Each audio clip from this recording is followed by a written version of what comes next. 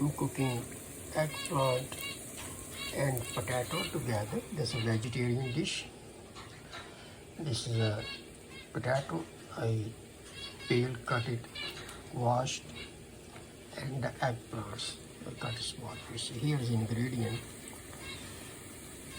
garlic, ginger, all-purpose seasoning, cumin seed, little bit red chili, and little bit turmeric powder.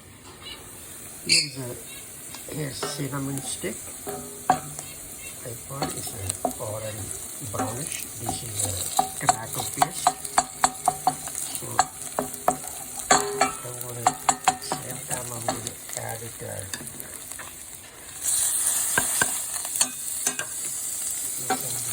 just to 1 minute, less than a minute.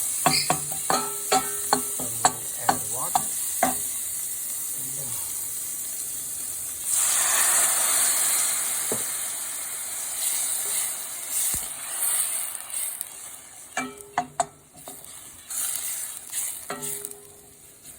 I'm going to cover it a little bit, and after 5 minutes I'm going to add